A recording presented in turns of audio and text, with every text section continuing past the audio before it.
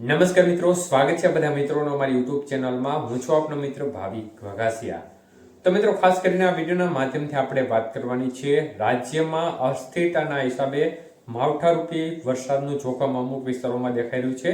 તો સંપૂર્ણ માહિતી વિડીયોમાં જાણીએ તે પહેલા જે પણ મિત્રો નવા છે તે ચેનલને સબસ્ક્રાઇબ કરી લેજો.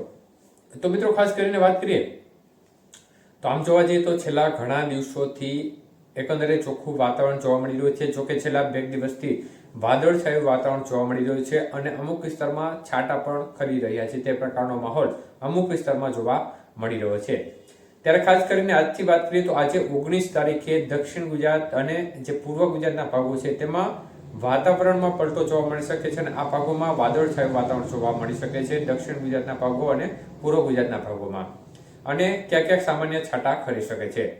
જોકે આવતીકાલે એ ભાગ છે તે થોડો વધુ આગળ ચાલશે, એટલે કે 20 તારીખે દક્ષિણ ગુજરાત અને મધ્ય પૂર્વ ગુજરાતના ભાગોમાં વાદળછાયું વાતાવરણ અમુક વિસ્તારમાં જોવા મળી શકે છે અને સામાન્ય છાંટા જોવા મળી શકે છે.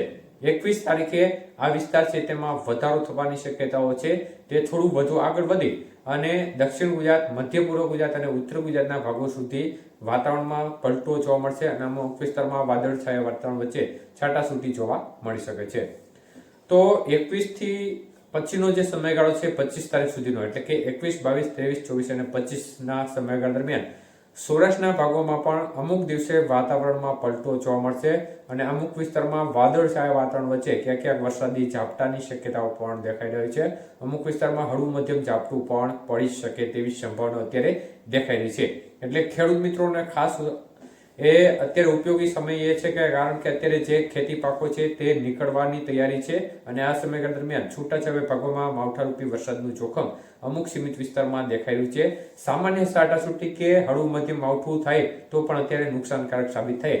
એટલે ખાસ કરીને આમ જોવા જઈએ તો 21 થી 25 તારીખ સુધીના સમયગાળા દરમિયાન સૌરાષ્ટ્રનો ભાગ છે, ઉત્તર ગુજરાતનો ભાગ છે, તેમજ દક્ષિણ ગુજરાત, મધ્ય પૂર્વ ગુજરાત અને જે ખાસ કરીને પૂર્વ ગુજરાતના જે મધ્યપ્રદેશને લાગુ વિસ્તાર છે તે વિસ્તારમાં થોડું જોખમ વધુ દેખાયું છે અને આ ભાગોમાં વાતાવરણમાં અસ્થિરતા જોવા મળશે આ તારીખો દરમિયાન અને સામાન્ય છાંટાછૂટી કે અમુક વિસ્તારમાં હળવા મધ્યમ ઝાપટા જોવા મળી શકે છે. કોઈ એકલ લોકલ સેન્ટરમાં હળવો મધ્યમ વરસાદ પણ પડી જાય તેવી સંભાવનાને નકારી શકાય તેમ નથી. કચ્છના ભાગોમાં હાલ કોઈ ખાસ મોટું જોખમ દેખાઈ રહ્યું નથી, પરંતુ આ ભાગોમાં થોડી સાવચેતી રાખવી અને મુખ્ય 21, 22, 23 અને 24 તારીખમાં જે સૌરાષ્ટ્રના ભાગ છે તેમાં સામાન્ય અસર છે તે થોડી વધુ જોવા મળી શકે છે. વાદળછાયું વાતાવરણ જોવા મળે અને અમુક વિસ્તારમાં સામાન્ય છાંટાછૂટી પણ થાય. એટલે કોઈ બધા વિસ્તારમાં વરસાદી માહોલ જોવા મળે તેવું નથી, પરંતુ અમુક વિસ્તારમાં વાદળછાયા વાતાવરણ વચ્ચે આ પ્રકારનો માહોલ બની શકે છે. એટલે ખેડૂત મિત્રોએ ખાસ સાવચેતી રાખવી, કારણ કે અત્યારે જો તમારો પાક ખેતર ખુલ્લામાં પડ્યો હોય તો એમને યોગ્ય જગ્યાએ પહોંચતો કરવા અથવા તો ઢાંકવાની સગવડ રાખી, જેથી કરીને એવું કોઈ વાતાવરણ બનવાની સંભાવના રહે તો આ સમયગાળા દરમિયાન આપણે ઝડપીથી તેમને ઢાંકી શકીએ.